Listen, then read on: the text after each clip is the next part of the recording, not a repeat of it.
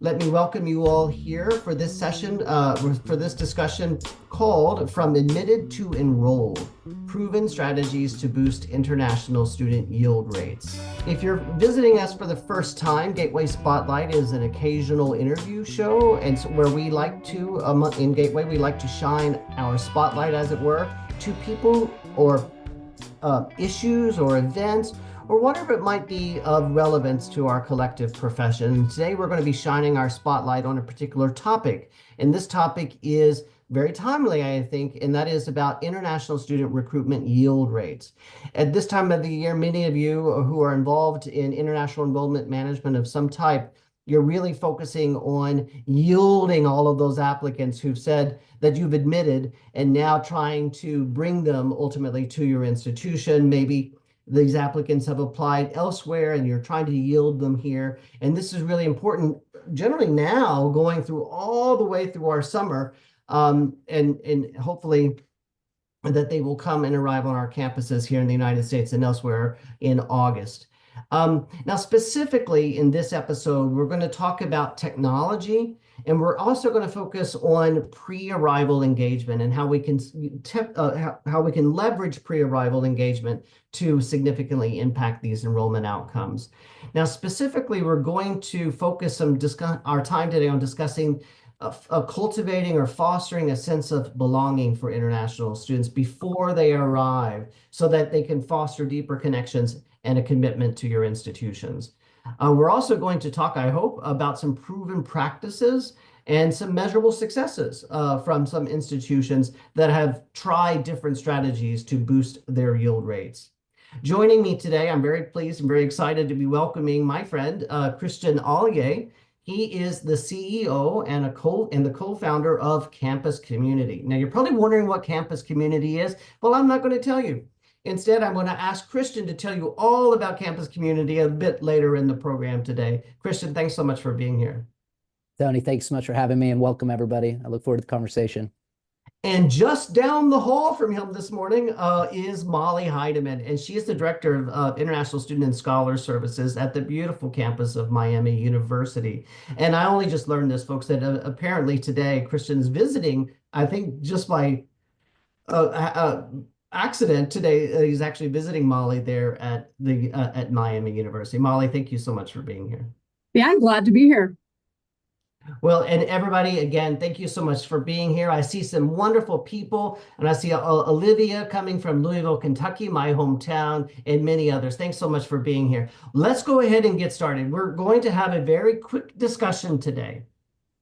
I've got some questions around some key topics that I want to ask our guests today, but then I really am also keeping an eye on the chat. So if you have questions or thoughts, please share them in the chat or use the Q&A function. I'm going to be monitoring both the best I can because this is a timely, it's an important topic, and I know you've joined today because you have some questions and some concerns about yield rates. And so let's make sure that your questions and your thoughts are shared today. So feel free to leverage the chat or the Q&A, and we'll get to that. But first, I've got a whole bunch of questions, so let me get through those and put Christian and Molly on the hot seat.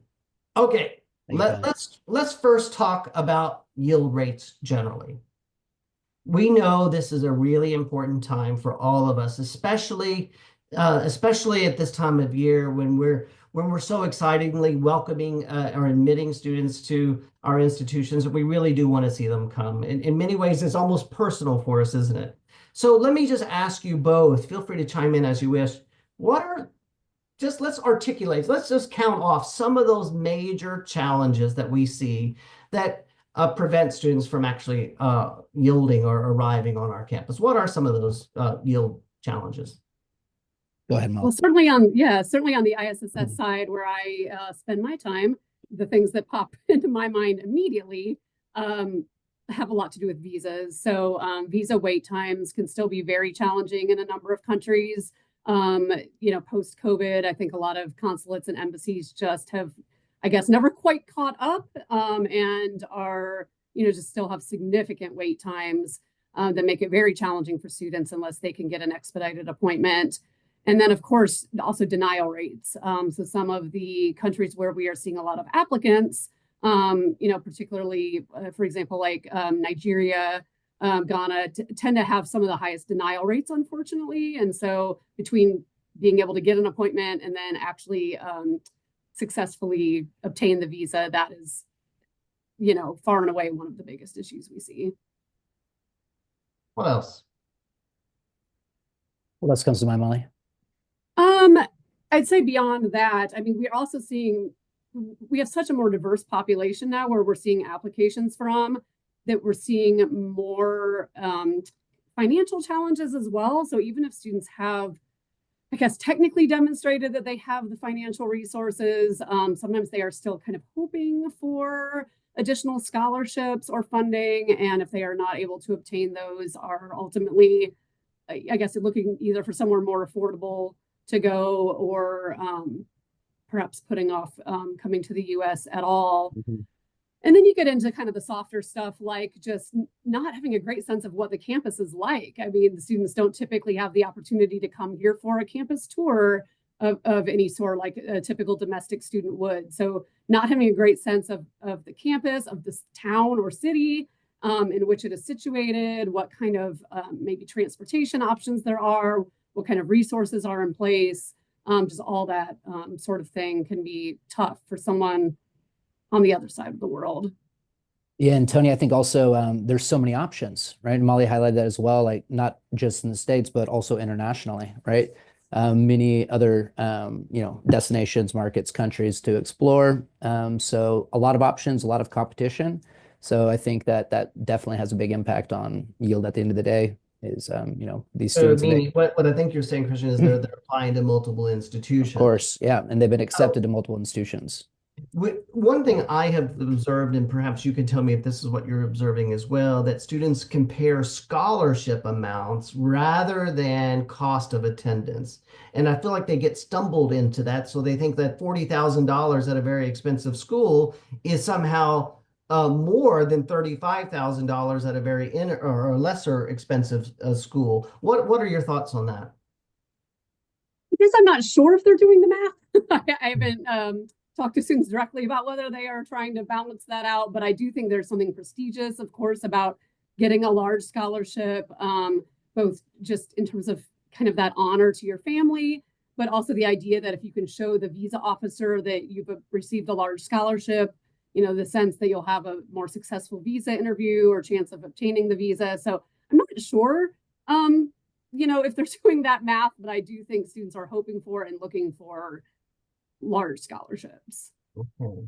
Well, folks that are joining us today, feel free to use the chat to add your own thoughts to some of these questions that I'm posing Molly and Christian today. So I'd like to hear what you see are some of the challenges to yield rates as well. But okay, so we have this long list of challenges that either prevent a student to going to your institution, or maybe they just stop out, like they don't get a visa, or maybe their funding doesn't come through, or maybe they are worried about not getting OPT or not having a chance or not having, in the course in the United States, we don't really have this dual intent here in the United States where students, they have to come on a student visa and only a student visa without any potential utterance of perhaps staying longer in the United States for permanent employment. So we know some of those things have students rethinking their decisions even after they've applied. But given all of those various reasons, and I'm sure there are many more, what are some of the generalized steps, or the things that we take to help limit what I like to call a summer melt, meaning boosting that yield? What are some of the strategies that you've seen out and about? Do you want to start, Molly? And then I'll go. Sure. Well, and I'm going to piggyback on the comment that just came in through the chat, because I think that's something that we have really tried to do to a much greater extent is educate our students on real costs, because we have seen such a more diverse population that has more financial challenges. We want them to truly understand the costs that they're going to face when they get here and be prepared for that. But I would say beyond that, it was kind of one of the silver linings, I would say, of COVID-19, which is that we did start to develop a lot more pre-arrival virtual material for our students. So we started offering a lot more webinars pre-arrival for our students. Much more developed. We use Canvas as our learning management system at Miami. So a whole pre-arrival set of orientation modules in Canvas. Of course, we'll get to campus community here in a minute, but started to engage with them much more beyond just email and newsletter so that we can, I guess, sort of gauge their engagement and try to make sure they're having opportunities to connect with us, to ask questions and that sort of thing. So just trying to open up more engagement opportunities.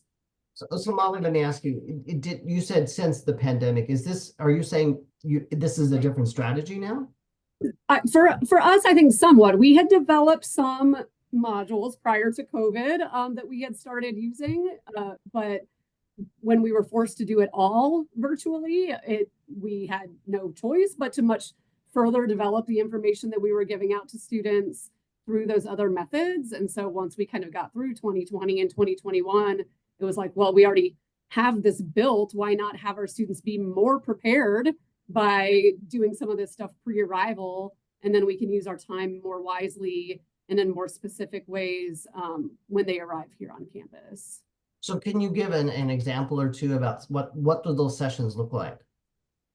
Yeah, so in our Canvas modules, we try to go over a lot of the stuff that we used to do in person, everything from maintaining your legal status to sort of campus expectations, health and safety issues, insurance, things like that. So that when we are in person, we now try to offer more of just like a panel discussion on those topics rather than having to spend a half hour going over each of these topics during what ended up being a 3-hour long, relatively boring lecture style set of sessions. So we're now trying to do more engagement, discussion, panels, since we've already provided that material via Canvas.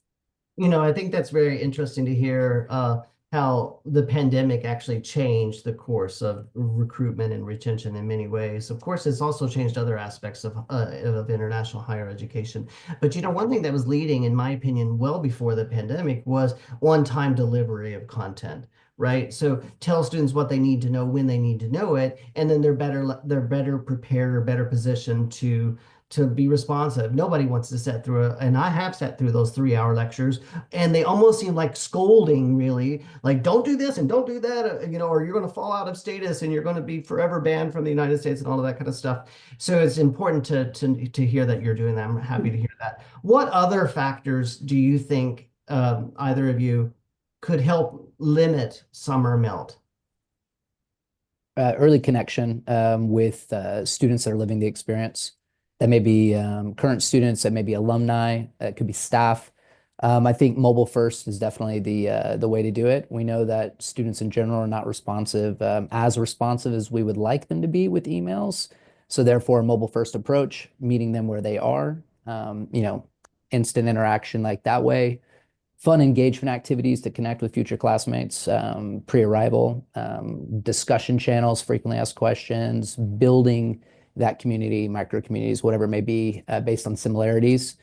I think that's essential, and we want them to be able to envision themselves there. We want them to be able to feel part of that family months before they arrive and envision themselves there. That's going to be powerful.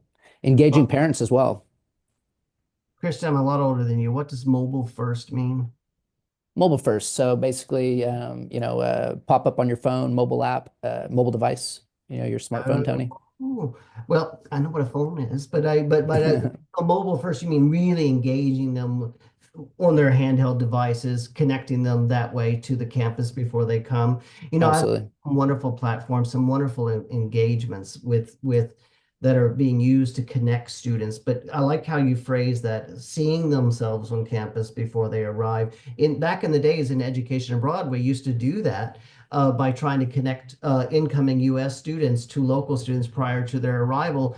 And that really jump-started that cultural integration, that cultural acculturation process. So it sounds like to me we're doing that now in a much more pervasive way for international students. Is that true? International and domestic. Yeah, absolutely. It's essential. So then let me ask you then specifically, as I introduced earlier, this sense of belonging. Now you said to see yourself on campus or a sense of belonging to a community. Help break that down. Yeah, so quick ways to do it is when students set up their profiles, for example, interests, hobbies, academic majors, languages spoken, they have bios, etc. But then from there, start to make automated connections, start to build communities and cohorts of students. And by introducing them automatically to each other, a lot of times these students are timid. They're not going to reach out to a stranger that they don't know, right? Even if they're in this admitted student community, right? So, but by automatically introducing each other, building micro communities, we're taking a step forward. So that's the whole idea. Discover, engage, belong, right? Use tech to be able to discover each other, engage, sense of belonging. Also taking something very simple like existing student clubs, organizations that are at the institution and putting that front and center to these incoming students and showing them best matches based on their interests and hobbies. This is powerful because then they know a lot of students are simply unaware that there is a campus engagement platform at their institution. They're not aware of these existing student organizations, et cetera. So by helping push them that way and automatically introducing them to each other in this way, it definitely creates an early sense of belonging. Say that again. You said discover, engage, belong. Belong. Yeah. That's the way I like to I think that's the proper order. You want to be able to use tech to discover each other, discover people with similarities. Then from there, engage, and then from there, hopefully establish that early sense of belonging. So belonging with other incoming students and belonging to current students? Belonging in general, having a sense of I belong here, I envision myself here. That's very interesting. We're going to have plenty of time for questions from those who have joined us today. But I really want to point already, there's a question coming in from Danny Para, I think is really timely. So I want to interject that question right now.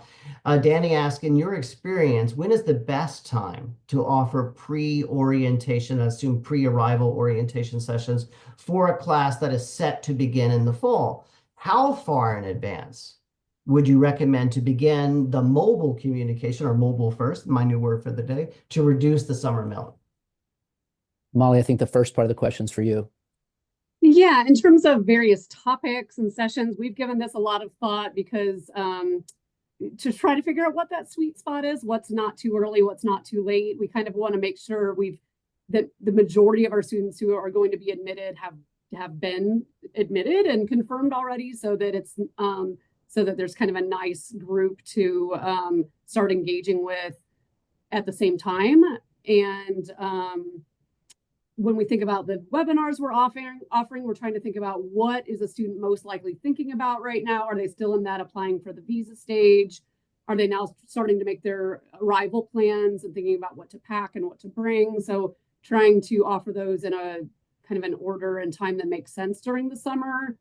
We've tended to not open up our Canvas modules until maybe a few weeks before orientation because we don't want them to have done it 3 months in advance and forget everything that we already told them. So yeah, just trying to think through the best time. Now, I'd be curious what Christian thinks about the mobile first, and is it like immediately upon admission, or is it once there's a good number of students? Yeah, and I mean, Molly, you guys have done a great job of delivering regular broadcast communications. I mean, every few days you're sending out something relevant, which keeps them coming back. Danny, in my opinion, my humble opinion on this, I think you can never start too early in terms of delivering mobile first communication. What I mean by that is, you have international recruiters that are going around the world doing fairs and whatnot, early in the stage, early in the funnel. These individuals right there are utilizing mobile first communication with prospective students, right? And then so that should continue even past once they've enrolled, if we're looking at retention now, and even further so through the student life cycle, engaging alumni, right? So long story short, I think that you can never start too early with that approach, in my opinion. Let's critique that for a second. It seems to me right now, 'tis the season, most students their number one priority is about getting their I-20 and getting visa appointments, right? Then I guess that transitions to things such as housing and then registration and then ultimately packing and things like that. When you say communicate with them now, is it about those? Do you align that? Do you see that alignment with those major phases, or do you just go ahead and just get them talking with students now, and maybe there's that peer-to-peer advising that helps defuse some of the stress around, say, getting an I-20 or a visa appointment? Is that for me, Tony, or is Well, that I'm for looking Molly? at you, but either one of you can answer. Molly, That do sounds like a you? Christian. I think that sounds like a you question, Christian. Yeah, yeah. I mean, so I'll give you an example. Take New Jersey Institute of Technology, right? They set up an environment, minimal effort. They invited all of their admitted students, right? Today, there's around 398 admitted students that set up profiles there. They're already connecting with each other, and there's like I looked yesterday, it's around 220 unique connections already made, right? So basically, they're looking for that space to be that private, secure space to be able to connect with each other, to have that early sense of belonging. So yeah, and then later on, you can start to use targeted broadcast messages for specific themes, different topics, like you were mentioning, Tony, based on that timeline, right? But I just think that initial invite, bringing everybody into one place and letting them start to build naturally, organically, I think that's there's never too early to start that.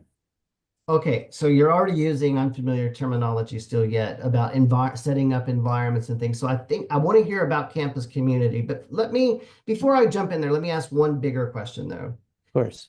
Molly was talking about post-pandemic engagement. So I'm kind of curious to hear more from you both, as well as those who have joined us today, how we see technology transforming how we deal and how we work with admitted students. Now we know that we're using AI and all of this, but how do you see technology truly impacting, and generally speaking? Molly? Okay. Yeah, well, I think Christian's right that it is absolutely mobile first. I mean, most of us are on our phones most of the time. Looking at those notifications, looking at our social media, etc. And so I don't think we should fight against that. I think we need to meet students where they are. That's where they already are. So, and I also think that technology has driven us toward this, wanting immediate feedback, wanting sort of very timely and sort of quick responses. And so students don't necessarily want to wait 2 days for a response to an email. They kind of want that quick response, quick interaction. So I think that's just where we are. And we need to, I'm not necessarily suggesting that we be on there 24/7. I also very much believe in work-life boundaries, etc., setting some boundaries, but I just mean meeting them where they are in terms of, Well, the I remember years ago when I used to be a director in Japan for a long time, welcoming American students studying in Japan. And at the time, we didn't have any pre-arrival communication with them, none. They showed up, and that was the first time we chatted with them. Now we have all of this technology, and so I'm just wondering what's helpful and what really isn't. Like all of these online chat platforms, like if a student submits an email on a platform or a text in some sort of platform, they get this automated response. Is that really helpful? Do students like that? I don't Based like on what, automated yeah. responses. So, Yeah. Okay.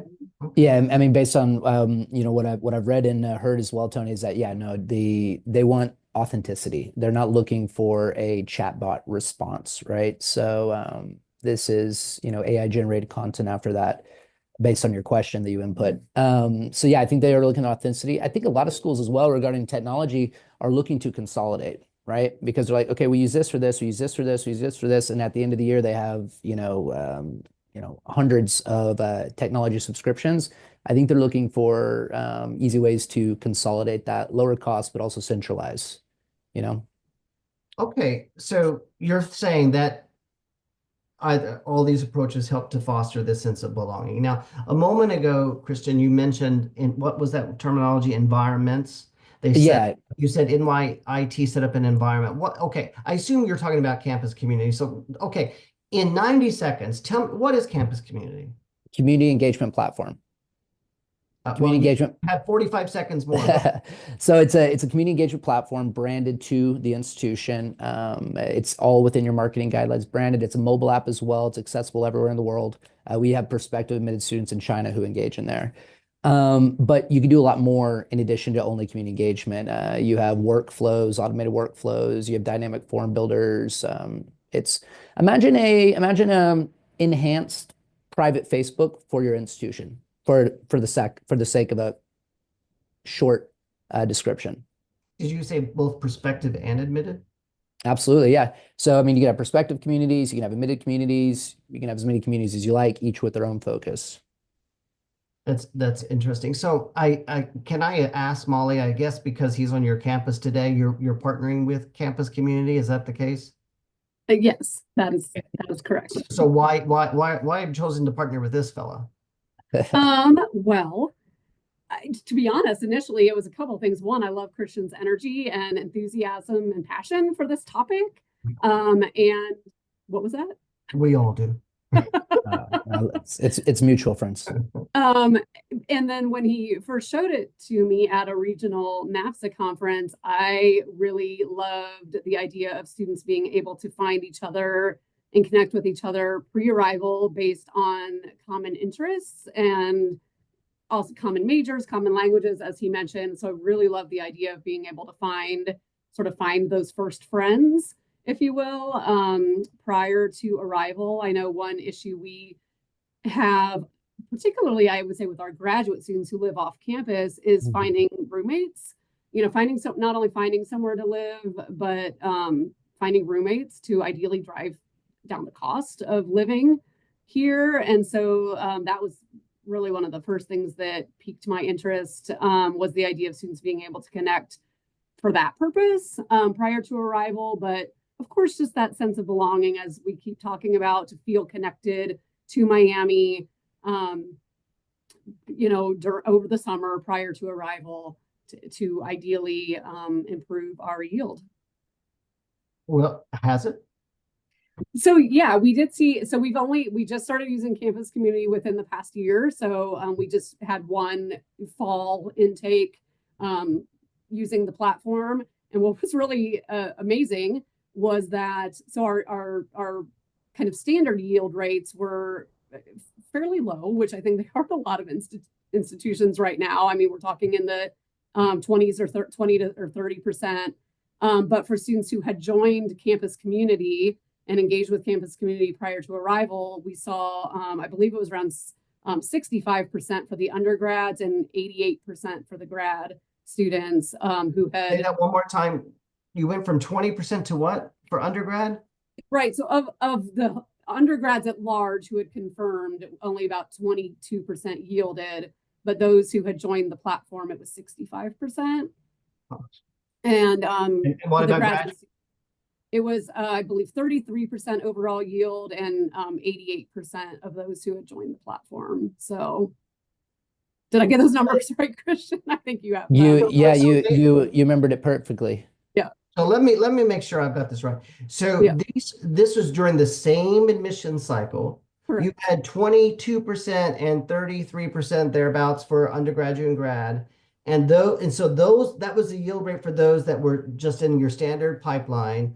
And then those that used this platform went from up to 65 and 80%.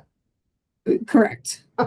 Well, now it's, wow. It could be just an indicator of engagement, Exactly. sort of an indicator of intent to enroll, but I mean, it's certainly a positive. So have you talked with any of them about that? Did they feel like did they feel like they belonged to Miami before arrival?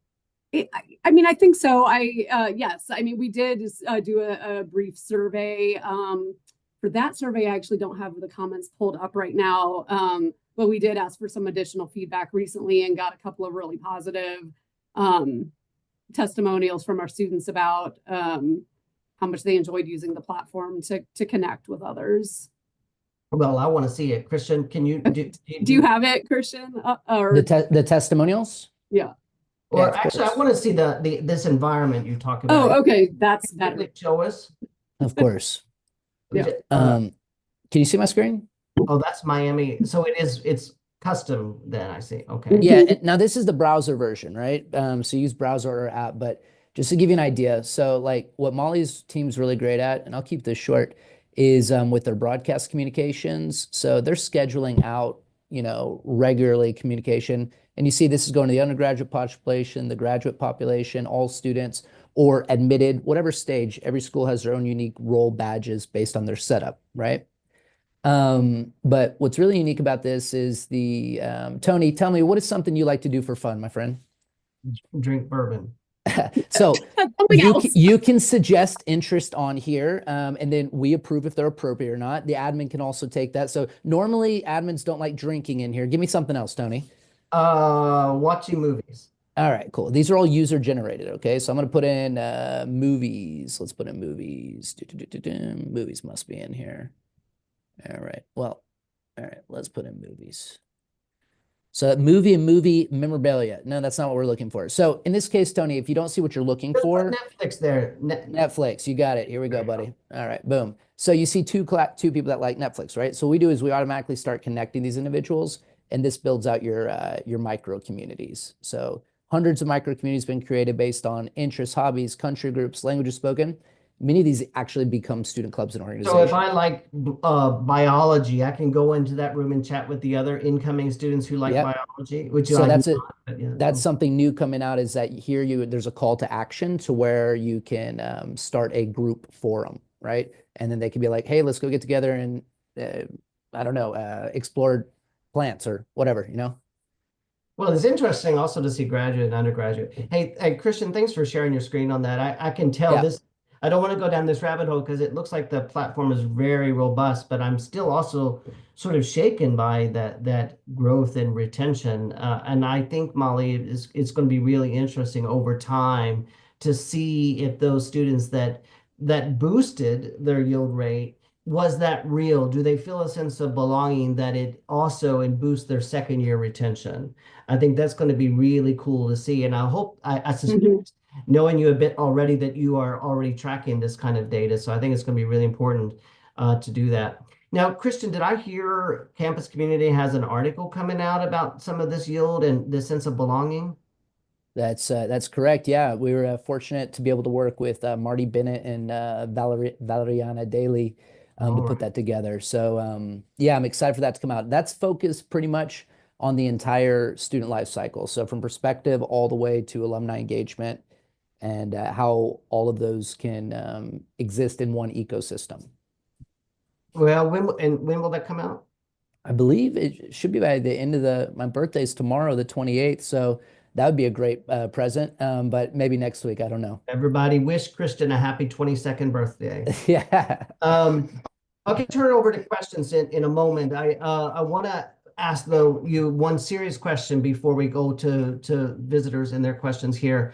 Today, this morning, a university president, a client of Gateways, wrote to me this very question. I want to read it off, and I think it's timely, and everybody in this room today has to be thinking about this. And the question reads, are you getting any intel on how the Trump administration may impact international students? So we know these are crazy times, and we know the shift in funding and the rhetoric and all of that language around one day you can get OPT, the next day you get a green card, and the next day you're banned. I mean, it's just chaos. We know it. So what are your thoughts on this? Molly, please go first. Sure. Yeah, well, no, I don't have intel, but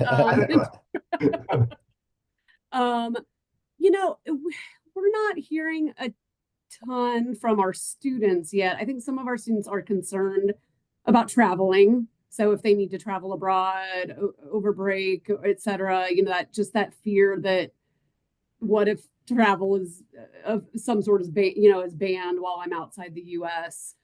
And unfortunately there is a lot that's just unknown, but we try to help them through making sure that you have all of your documents, and just that we are going to stay very informed and keep our students informed. I mean, as of right now, I'm not seeing really much of anything that significantly impacts international students directly beyond perhaps a slowdown in processing times due to some federal staff being, laid off and that kind of thing.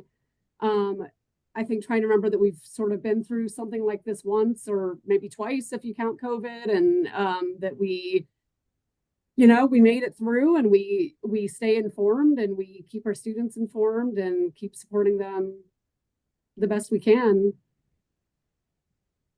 Christian, what do you think? I think Molly, you said it well. So I think there's just a lot of gray area and a lot of question marks, right? So I don't have intel to that. I did see some interesting articles from Marty out that talked about that's actually predicted to be higher, more international students coming. I think it was around the year 2030. Don't quote me on that. I need to relook at the article. But I put myself in the shoes of an international student as a former international student many times in my life.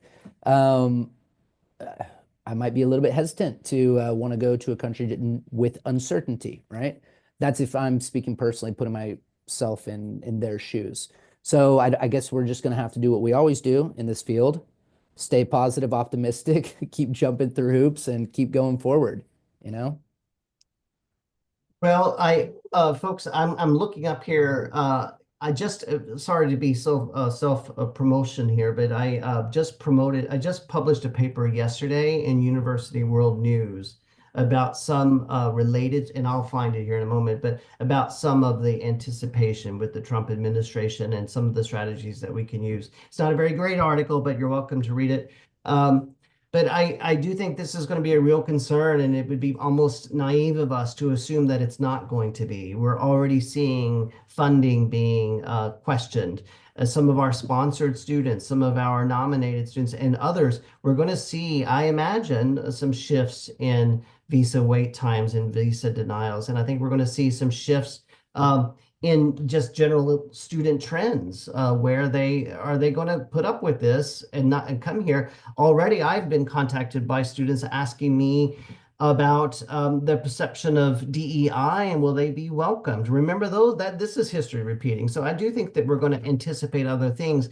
And so I'm staying with this theme today about belonging, because if people feel belonged and included and really connected, it will help maybe potentially overcome some of the anxieties. Now, we can't deal with a lot of the structural stuff because that's going to be a little bit beyond our control, though advocacy is very, very important. Okay, so folks, if this is a really great time in the program, if you want to have questions or thoughts that you would like to share with us, feel free to pose any of those questions in the Q&A or the chat here. And as those questions are coming in, I'm going to maybe ask each Molly and Christian maybe one final question, and really I want to get your sincere advice. We have all of these folks joining us today. Molly, in your opinion, what advice do you have for an institution to immediately start improving their yield rates, and what would it be, and where should they prioritize their efforts? I'm going to ask you the same question, Christian. So I've given her, Molly, the first dibs at it. I mean, I think it's through some of the things I've already talked about. I mean, I think early engagement, beyond emails, especially canned emails and newsletters. So opportunities for students to be able to engage directly with not only staff, but students, like student leaders, peer leaders, ambassadors, people like that, so that they feel that kind of personal connection, feel like they are being directly kind of served by the institution, not just the generic, kind of the generic newsletters and things that we are all, I shouldn't say guilty of. I mean, we still use them, but we are trying to not just rely on them anymore. So having those opportunities, either whether it's through webinars, or a mobile app, or something to that effect, to engage them early and directly. And it sounds like you're using Campus Community and probably other platforms as well. So I think that's really good to hear. And what about you, Christian? Don't say by Campus Community. What else? No, of course not. Of course not. To go back to your question was how to immediately today start engaging more students in hopes of yielding more students, correct? Correct. Yeah, I would say we could boil that down probably to one word, and I think that's or two words: authentic engagement. Right? Authenticity is key here. I agree with you, Molly, about those like canned emails, etc. That it's not difficult. It's not difficult to find your brand ambassadors on the campus who have benefited, who love your institution. Right? Have them tell their stories. It's not difficult to have students who are either prospective or admitted to be able to engage with the local population here. It's not difficult to find domestic students that want to be part of global buddy programs. So this is kind of what I would do. My quick advice would be try to put yourselves in their shoes, and then how can we ensure that they can envision themselves here? What questions would you ask? What does accommodation look like? How am I going to get around? What if I have an emergency? Where do I go? How might that impact me? And if we can address all those and simultaneously start connecting them with current students to tell and share their stories, reach out to other students with FAQs, blah, blah, blah, then I think that's the quickest, fastest approach that I would that I think is realistic and manageable. Yeah. And Tony, one thing I want to highlight real quick is that, and I've told you this in the past, and like is that this is one piece of the puzzle, right? This is not the end all solution for it all, but it's one piece that is high impact. Well, it sounds like it certainly is very effective if Molly's data holds true over time and successive years. That will be pretty amazing. Well, let me ask as we're not seeing a flood of questions coming in, so let me begin to wrap this up and ask: will either of you be at AIA? Yes. You'll be there, Christian? Be in Houston next week. Okay, folks, if you're going to be at AIEA next week in Houston, hopefully it's going to be warm. Please feel free to reach out to Christian. I will be there. Molly, you're not there, right? Okay. I will not. I have a couple colleagues from Miami who will be there. Okay, so if you want to hear from folks at Miami, there will be folks at AIA there at folks from Miami at AIA. And what about the Forum on Education Abroad? Will you be there? Absolutely. Yes. Okay, what about NAFSA? Will you be there? Absolutely. Yes. These are, And you what can't about miss these. EAIE or API and AirSafe? Anyhow, EAIE, we're all the way going to Sweden. Yes, we'll be there. are you really? Are you really Yep. going? Of Well, course, yeah. But I, there's no way that they're going to be able to beat the opening reception from France last year. Were you there, Tony? I was at the conference, but I was out drinking bourbon and I didn't go to the opening reception. Oh, the open reception was Uh, horrible. You didn't miss anything. It was amazing. It was a two block yeah. party with unlimited food, etc. in the market hall. I missed nothing, did I? Everybody, thank you so much for joining us for this episode of Gateway Spotlight, where we focused on yield rates of international students coming to the United States. It was really a joy. It's a lot of fun, in fact, speaking to you, Molly. Thank you so much for being here. And Christian, as always, my friend, it's great to speak with you and hear about the great things that you're doing in your career, and especially there at Campus Community. Thank you all for being here with us today. This recording will be will be posted rather to our website, along with dozens of other previous episodes of Gateway Spotlight. So I invite you to go and look at some of those recordings. We've had some really wonderful interviews over the past few years, and we're going to have many more to come. So if you'd like to if you have a topic for us to shine our spotlight in the future, please let me know at Gateway International Group. Everybody, thank you and have a great week, and see you in Houston, I hope.